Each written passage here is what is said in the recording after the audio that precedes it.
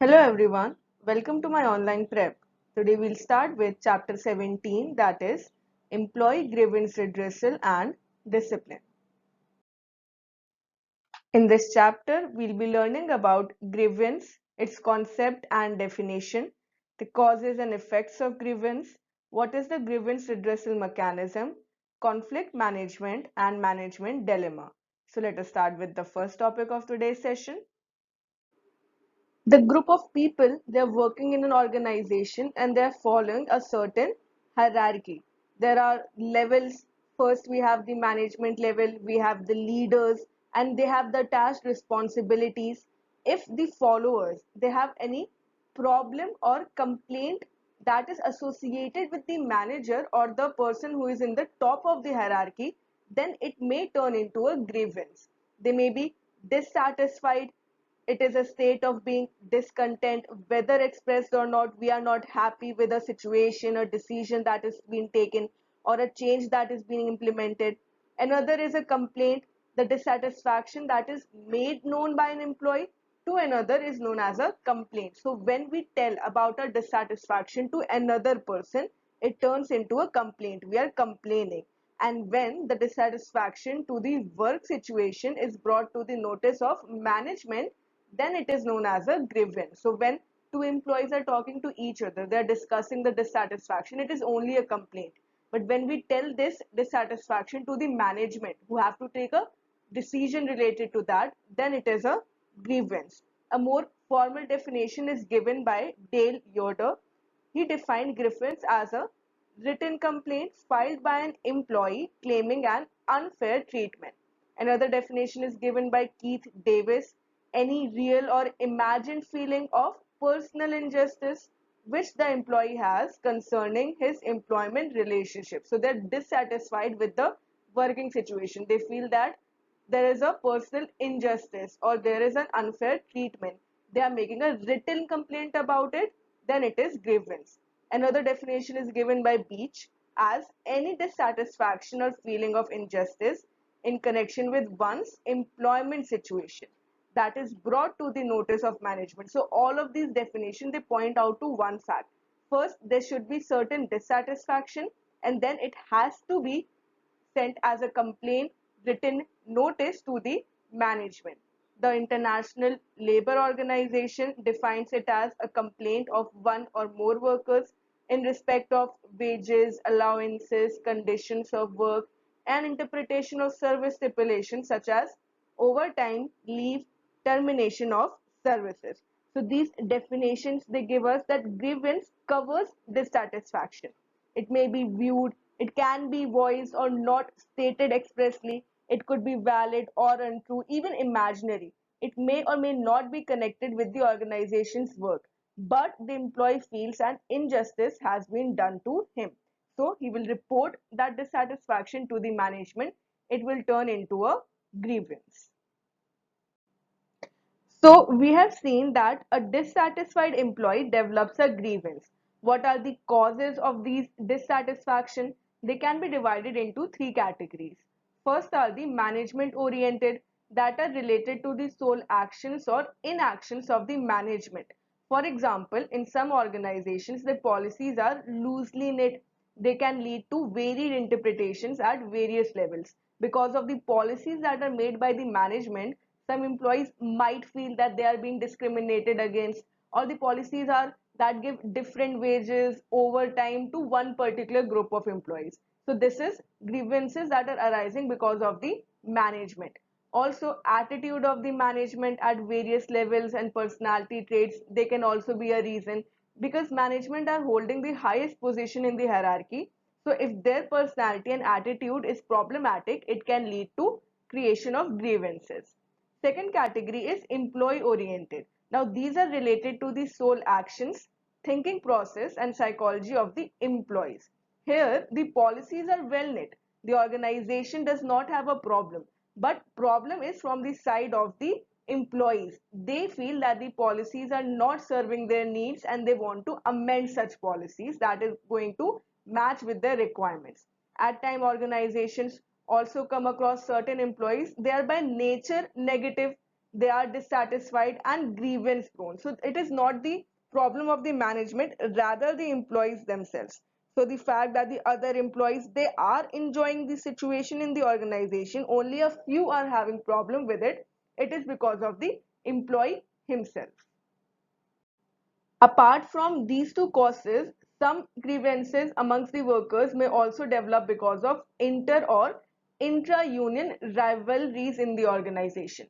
We had studied in the previous chapters that one big problem that the union faces is of multiple unionism. So there can be rivalries or opposing views. Under this category, the grievances may develop amongst the workforce as an effect of both causes that are orienting towards the management and the employees. Here, multiple unions, they have a thin line of difference in their sizes. They can also witness individual grievances amongst its employees that are focusing at the management. So whatever the cause of the grievance, their effect would certainly be adverse impact on the overall organizational effectiveness. Any kind of grievance leads to unhappiness, frustration, and indifference to work, and a situation of low morale. So here the employees are not motivated to work. Whenever any discontentment be noticed among the workforce, it is bound to adversely affect the interests of the management. Grievances, here this apart, even non-attendance of grievances may vitiate the interpersonal relationships, ultimately can lead to rivalry and apathy within the workforce. So whenever a management, they notice a complaint has been made to them, they have to take notice of the grievance, they need to take steps to redress them. If the grievances are allowed to be unattended for a longer period of time, they can lead to unavoidable industrial unrest, and it could hamper the development activities in the organization. So it is imperative for the management to attend such industrial grievances timely and resolve the justified grievances expeditiously. So we have seen the causes and importance of grievance redressal. Let us see what is the process or mechanism that can be followed by the organization. So any organization that is proactive, it means well for its employees, they need to have a grievance redressal or procedure in place. We can say it is a formal process which enables the parties to resolve their differences in a peaceful and expeditious manner. That is in the interest of all the people involved, not just the employees but also the management and organization of the whole. So it is the responsibility of the HR to ensure the institution of grievance redressal process within the organization exists and it is working properly. Now, the procedure that is involved in the process can have the following features. First, there should be an open communication channel and understanding the employee point of view with sympathy. Whatever authority has been assigned to resolve the issues, they should listen and try to understand the employee. The identifying levels of authority where decisions can be taken speedily, identifying also communicating the decision to the aggrieved employee without delay, and providing a scope for appeal and review if the employee is not satisfied with the decision. Here, the objective should be to ensure that the grievances are handled effectively and expeditiously, and they are allowed not to snowball into disputes. Here, paragraph 517 of the Sastry Award provides for grievance procedure. Any employee that is aggrieved by unfair treatment or wrongful exaction of work on the part of the supervisor, they can submit a complaint to the manager. Also, the Code of Discipline, which was adopted in the 15th session of the Indian Labour Conference, provided for a draft grievance procedure. The manager, the Code of Discipline, when we talk about this, following this, many banks, they also provided for formal grievance machinery. And then, however, these efforts were not very successful. This was because the management introduced it more as a mere compliance of the suggestion that is received from the government. The felt need of both the parties, which was so vital for its success, was conspicuous by its absence. So important was to have a proper grievance settlement authority. That was included in the Industrial Disputes Amendment Act of 1982. It provides for the reference of certain individual disputes to the Grievance Settlement Authority. By this amendment, a new section, that is Section 9C, was added. And although it has not been yet put into force, the main provisions, it is necessary for us to see them. The Section C of the Act requires the employer to set up grievance settlement authorities in every industrial establishment that employs 50 or more workmen. Here, the grievance settlement authority is required to be set up. They need it for the settlement of industrial disputes that are connected with an individual workman employed in the organization. Then, where an industrial dispute connected with the individual workman arises, the workman or any trade union of which the person is a member of, they can refer the dispute to the grievance settlement authority that is provided by the employer. Here, now the grievance settlement authority will attempt to resolve the dispute that has been raised. In this, no reference shall be made under Chapter 3 of the Industrial Dispute Act with respect to any dispute that is referred under Section 9C, unless it is referred to the grievance settlement authority. So it is important under this section, under this amendment, that any dispute that is related to the organization must be referred to the grievance settlement authority. Here we can also see some administrative measures that can be taken for minimizing the individual grievances. Why should we wait that the individual they put a complaint in front of the management, then it will be solved? We can take some measures that can minimize individual grievances. For example, establishing open communication channels. They can be vertical, horizontal, and cross-sectional. They can also provide upward communication so that the employees they feel that they are being heard. Whatever needs and feedbacks are there, they can be communicated. So effective communication that are open. Then formulating reasonably stable and flexible policies that are to be periodically reviewed, evaluated, assessed, and revised according to the changing scenarios. Adopt and nurture a participative style of functioning. Here we should refer the workforce on the major policies so as to secure the acceptance, whether the measures or changes they are being accepted by the workforce, they believe that the changes are in their favor only. This has to be well informed. Then interpret policies with the spirit in which they are formulated. We should interpret them uniformly among all the workforce without any deviations. We should not discriminate the employees. The management and union should function cohesively with mutual trust and understanding. The management should understand that the unions are working for the favor of both the employees as well as the management. Only then they will have trust, and the personnel handling the grievances should possess broad, open, and cooperative attitude. They should be potent with the legal and statutory procedures for grievance handling. They should follow the timelines that are prescribed in disposing or resolving the individual grievances diligently. So these are some measures that can be taken beforehand. They can be put in place that are going to minimize the individual grievances. Next topic is conflict management. Now, in an organization, there's an interaction of people, of group of peoples. So it is inevitable that conflicts will arise. It will give rise to grievances, conflicts, and disputes. These situations, they need to be managed timely and effectively. In organization where there's an open and trusting atmosphere and people are involved in decisions relating to the positions and career, the conflicts are remote. They are not very frequent. Even if they occur, they can be resolved faster. So this method of resolution of conflict, it is known as conflict management. It is the approach and strategies towards achieving a positive outcome and resolution among the parties involved in the matters relating to the conflicts. These strategies and approaches, these depend on the type of conflict that has arisen in the organization or institutions. The conflict can be systematic or unordered. It can also be task specific, research oriented, and requires proper attention.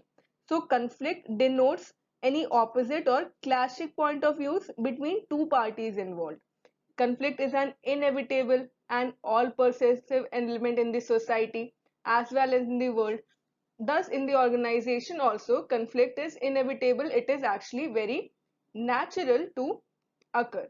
Although conflicts may end up in destruction and even death, the conflicts might also result in increased effectiveness, enhanced relationships, and further goal attainment. This can be achieved when we have resolved the conflict, and our goal is not to do away with conflict altogether, but to skillfully manage the conflict so as to further its constructive potential. So conflict resolution therefore would lie in fact in the fact that the people that are involved, they should see the problem from all the perspectives, from each other's point of view, and then solution will solve the issue as well as lead to better understanding. So we have seen that conflict is very natural to occur wherever more than one people are involved. It is a product of group dynamics and people in the group have differing perceptions. These perceptions can also be opposing to each other. It is also a function of emotions that are attached to the problem by the person or their ego. If they are too emotional towards a particular issue, then the conflict can be even more serious. So in conflict, the parties perceive themselves to have incompatible outcomes. Now, what is outcome? Outcome here refers to what the individual wants, their perceived solution or position. That is, a particular solution to any problem, that will be the outcome, the end result. Conflicts will grow when there is difference in the outcomes, the person's goals, aspirations of the interdependent parties in the presence of scarce resources. Scarce means the resources are limited, but the uses or the wants of the people involved are unlimited. So some wants will have to be foregone, only some would be able to be achieved. So herein outcomes and interests, they differ. Interests are the individual's perceptions. So conflict of beliefs, they grow out of differences in the convictions or perceptions about reality among the interdependent parties. Ideological conflict. There are various types of conflicts.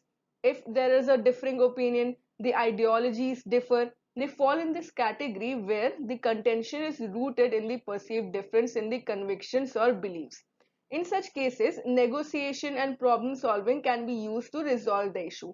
However, the conflicts concerning belief cannot always be resolved and they must be managed even though no negotiated solution are appropriate. Beliefs are strong rooted opinions of the people, though it is not necessary to completely being able to change them, but still we can manage the beliefs so that they're not harmful to the other people. Next, let us discuss some of the sources of conflicts at workplace. These are apart from the behavioral reasons. First, we have status incongruence. Differences in status in the organization can involve salary differences of the employees that are of the similar profile, or if one person gets promoted and the other does not, these situations can lead to a conflict situation. As one person is getting something better, they are getting better rewards, and they will find it difficult to interact with the other person freely. So in this situation, an attempt at counseling or a realistic assessment of the situation could help resolve the conflict. Another could be the competitive work environment. Goals set in a highly competitive environment, and if there is a lack of equal opportunities for achieving the same goals, it can lead to major conflicts. If, for example, career growth or monetary rewards, they depend on successful attainment of these goals, and the people feel that equal opportunity are not provided to them, then it can lead to conflict situation. Herein, a judicial approach to such goal setting and fair opportunity to be provided to all may help save the situation. Third could be differences in the value systems. Now, this is a very sensitive, common source of conflict. People, they come from different backgrounds, different upbringing, culture, and religion at the workplace. So, they are of different age groups as well. This is a common source. People, when they're belonging to the different background, can cause a problem in the organization when they do not respect the other person's background, religion, etc. And finally, we have inadequate communication. This is one of the most important one. Now, many of the conflicted situations, they arise due to improper, incorrect, inadequate communication. If there is miscommunication, it can get distorted through unintentionally, which creates confusion and problems. It will be observed that the sources of conflicts are manageable and the conflicts can be resolved. Let us see how this can be achieved. First, let us see the consequences of conflict. We mentioned earlier that the result of conflict is not always negative. It can also, in fact, the resolution of conflict can lead to positive effects as well. The conflict can be neutral, neither good or bad also. It will depend on how we are managing it. First, let us see the positive effects of conflict. On the positive side, conflict can bring better opportunity, development, and growth to the individual, groups, and organization. It can also result in increased cohesion and trust, better coordination. It can lead to effective personal and organizational performance. Also, individuals that are involved on the conflict can encompass reconciliation of interests or differences, improve sense of identity and solidarity. It also brings clarity on the real issues, fosters positive attitude, and increases the unity of the team. So these are the positive effects. However, if the conflicts are not managed effectively, it can lead to negative effects. Often the positive benefits are also overshadowed by the harmful consequences which result when the parties attempt to achieve their goals at the expense of these others. That is, we do not care for the other party's point of view. Such forcing exchanges often can escalate the conflict that can be difficult to resolve. When forcing the methods, some negative consequences like escalation of minor conflicts into major ones, increase in the number of issues. It leads to upsurge of hidden interest in the conflict, breaking or straining the relationship between parties. So these are the positive and negative effects. So we need to manage the conflicts in a timely manner before they turn into the negative consequences.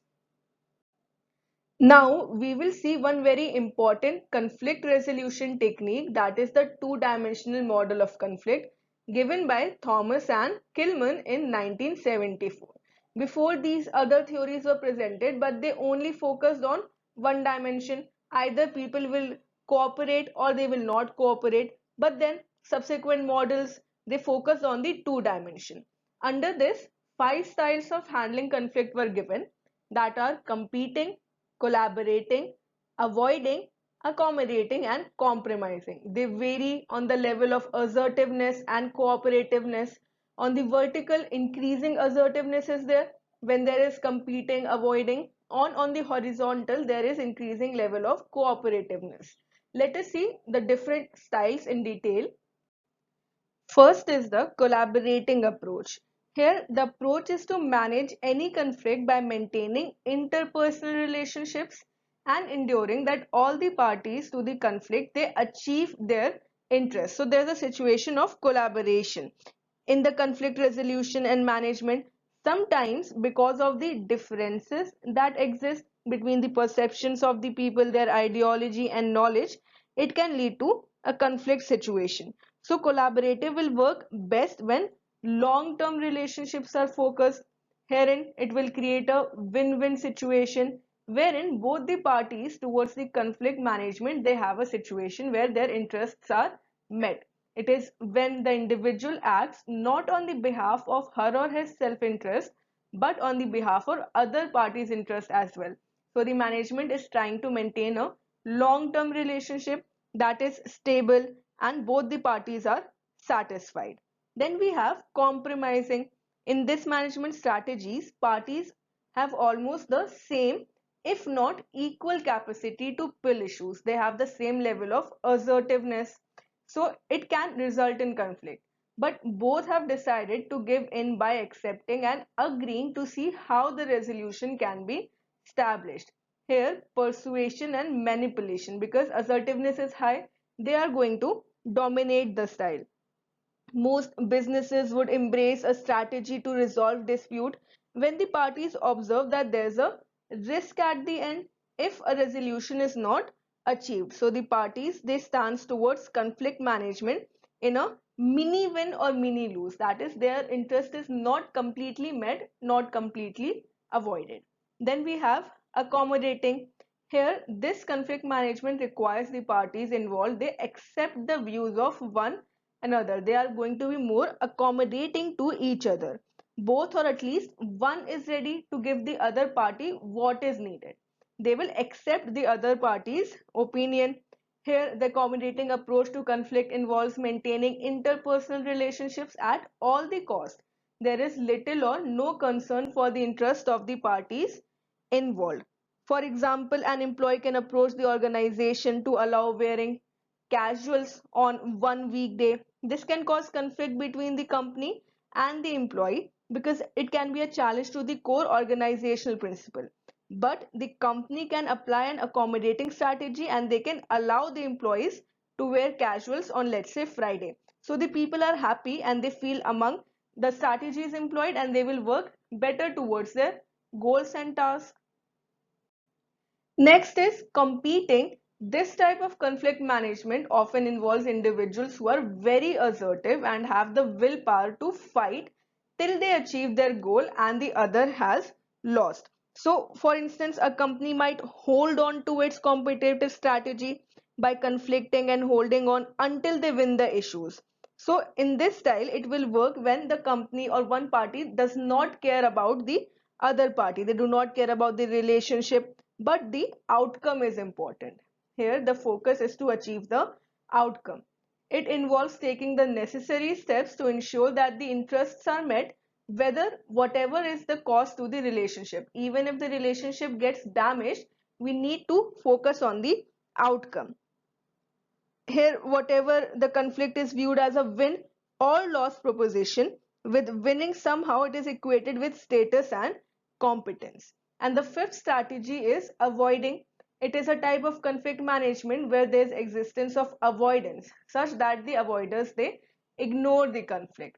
It is a conscious effort to delay with the hope that the issues would be resolved over time. They ignore the issue hoping that time would heal the wounds.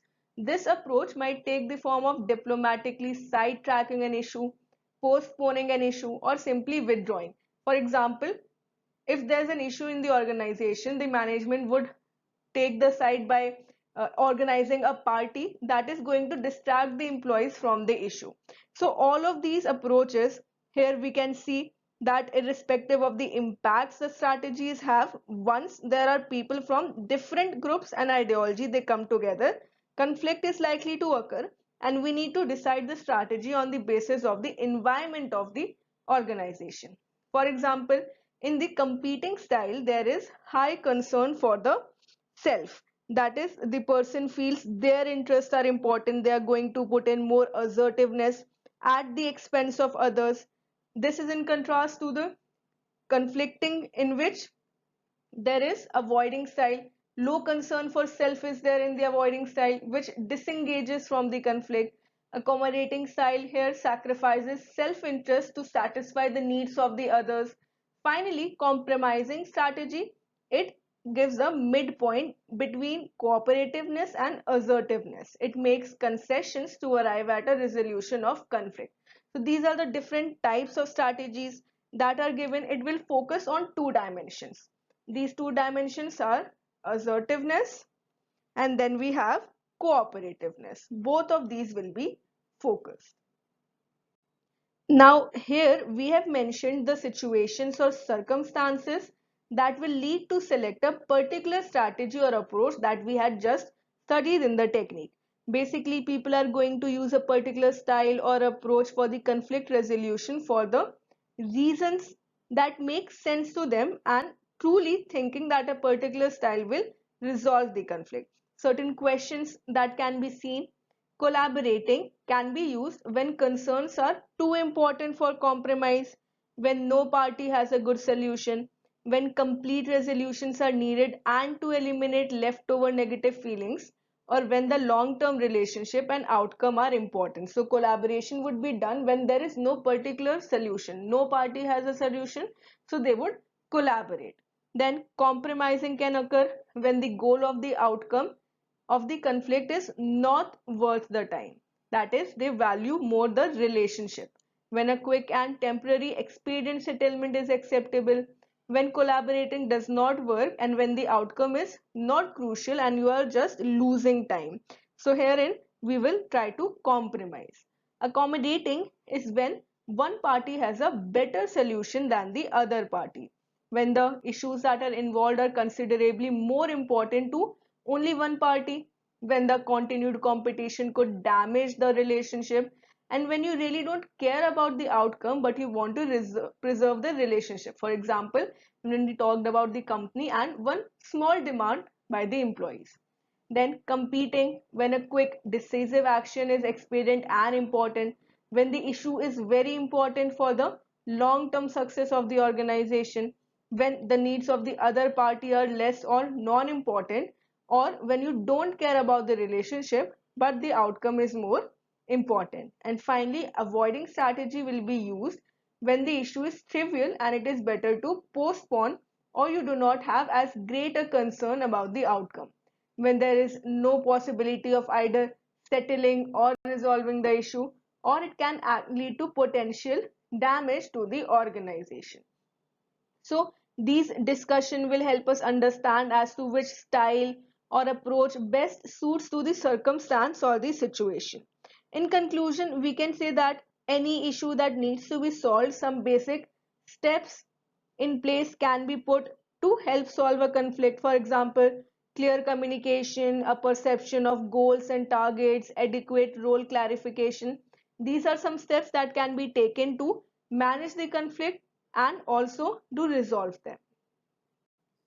And the next topic is management dilemma. Dilemma is a situation when you have two options but you are not able to choose from them.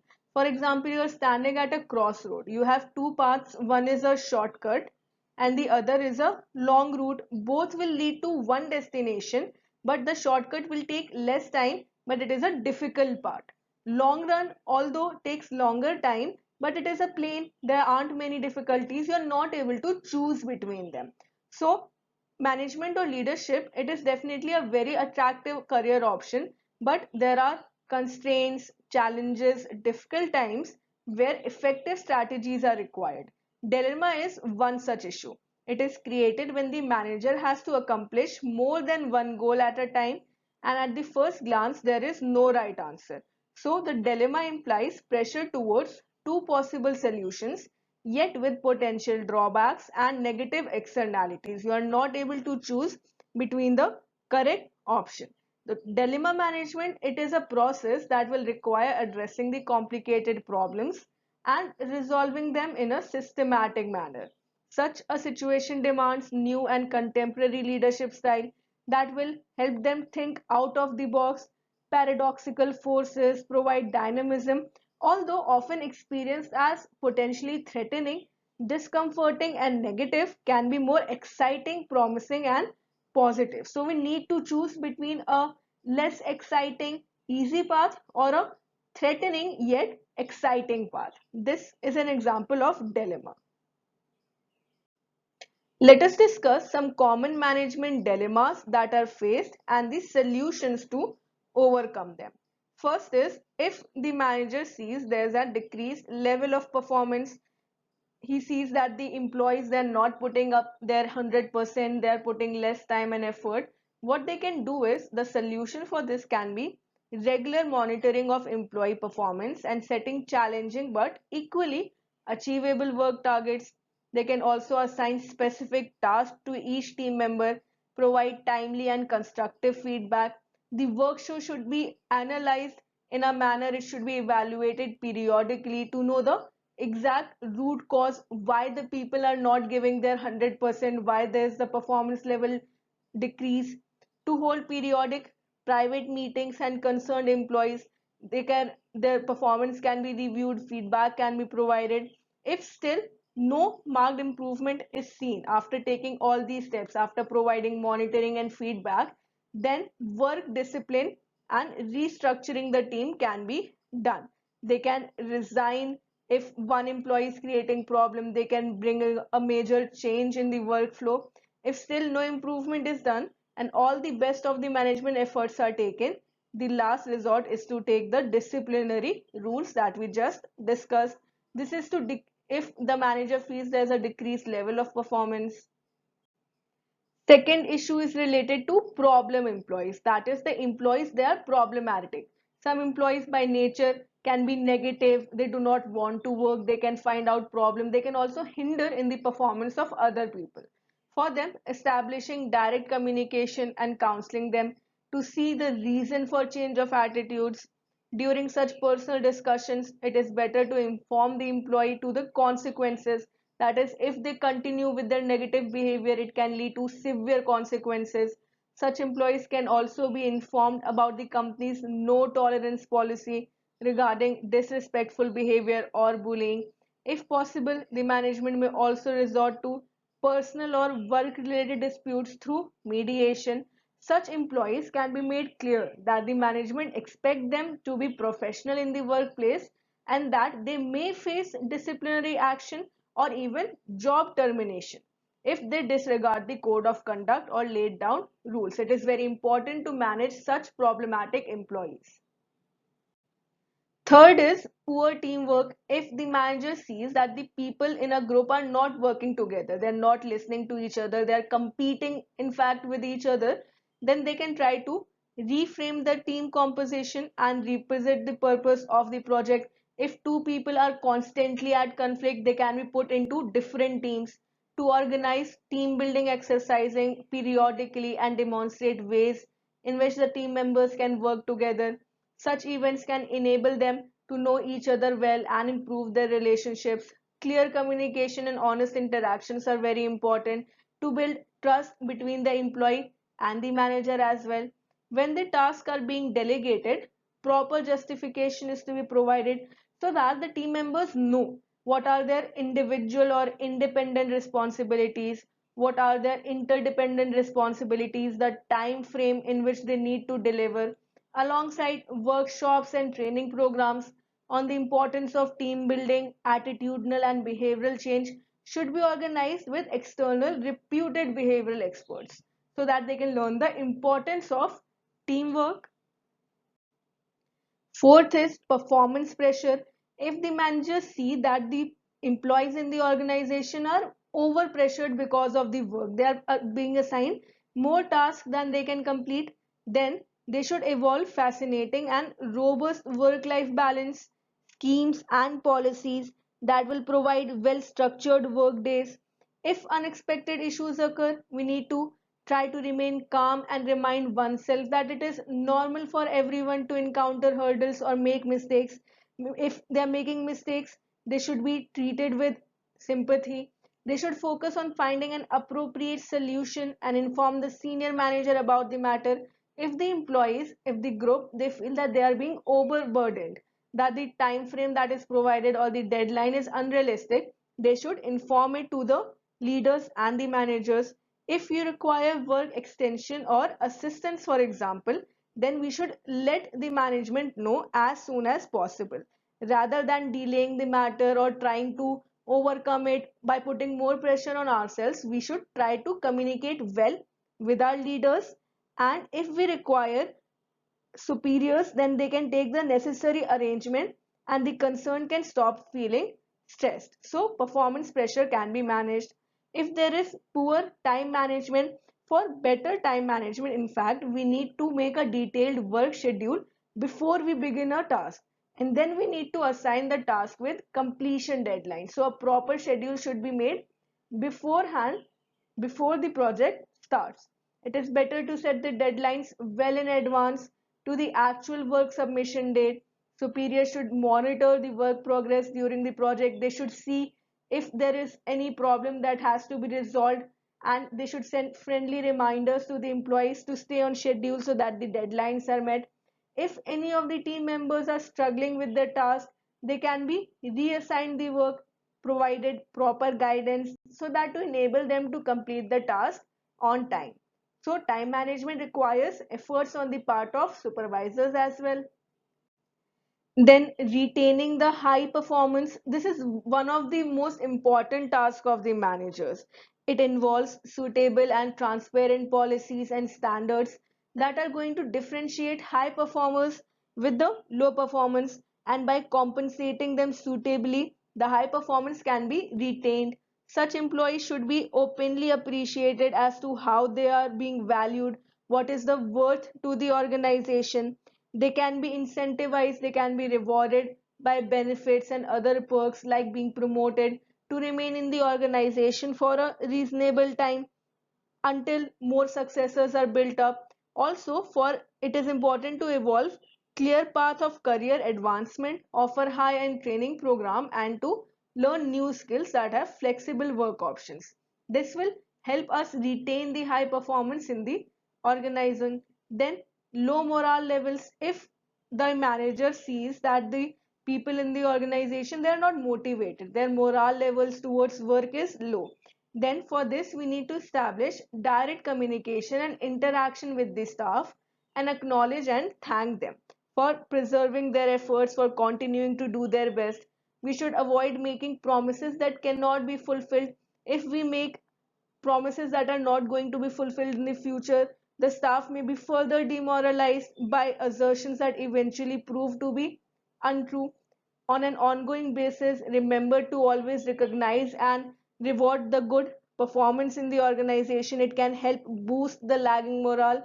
Revisit all the HR policies to make them more responsive to the aspirations of the employees, also aligning them to the industry standards. So these steps can be taken to increase the morale levels of the employees in the organization. Then, if there are any conflicts among the individual employees, between employee and the group, we should try to meet individually with every employee that is involved in assigning the blame and explain her or him the situation as we perceive it as a third party. Here, the responsibility of the supervisor should be to listen to them as objectively as possible, even if they disagree with certain viewpoints. We need to try to understand where these opinions are coming from, what are the root causes of such conflict, then collectively brainstorm ways to resolve the problem, provide each person ample opportunity to give her or his side of the particular story, emphasize that your goal is not to decide who is right or wrong, but to help the team work together more harmoniously to improve the teamwork. And although here we should guide the discussion, we should make sure that they understand that it is their responsibility to reach the agreement. If the conflict still proves to be intractable, then we ultimately need to reassign or reallocate the task of one or more individuals. Then, if there is lack of effective communication, we need to revisit the communication channels and to make them more effective, seamless, unambiguous, more open and flexible so that effective communication is there. Written communication should be simple so that they can be understood by all the employees. The mode of communication should be without distortion and defects. Miscommunication should be avoided at any cost. We should implement a messaging platform like the management blog, employees blog, so that timely and effective team communication can be made. So lack of effective communication or miscommunication across organization can lead to conflict. We need to manage communication effectively. And finally, the last issue is that the managers are not able to attract high talents. For this, they need to evolve a job advertisement that has detailed work description and skills requirements, which can draw specific attention of the required or qualified candidates. The advertisement that we are sending on the internet or newspapers should have the required skills, the experience. Then after that, when we receive the applications, we need to shortlist the candidates who exactly conform to the requirements as set out in the advertisement. We need to select the best fits for the position. Finally, we need to engage outside subject matter experts to be included in the interview or section panel. We need to choose the right method of selection based on the position on which the selection is made. Evaluate the candidates by posing right and appropriate question. This is another important step. If we want to hire the right fit for the right position also at the right time, we need to manage our recruitment team accordingly. So we can say that these are not just the only problems that can occur, many others can occur. But we need to use our own strategy, our own thinking as to how we can provide solution to overcome these problems. Now, no business is immune from the dilemmas that, if not handled widely and a timely fashion, could cause decreased productivity, low employee morale, and diminished profitability. But by responding strategically to such problems arise less frequently and pose little threat. So we need to respond to the problems in a timely manner. Dilemmas can stem from a lack of foresight also. If there's a lack of preparation, either way, organizations must realize there's a problem and they should try to identify it as early as possible and address it in a timely manner. We should not in any way try to avoid it. They can start by analyzing what the underlying issue is, also how could they avoid the dilemma altogether. This will help them prepare for future situations as to how deal with dilemmas of same nature if they occur in the future. With this, we have come to the end of this lesson. Keep learning with us. Thank you.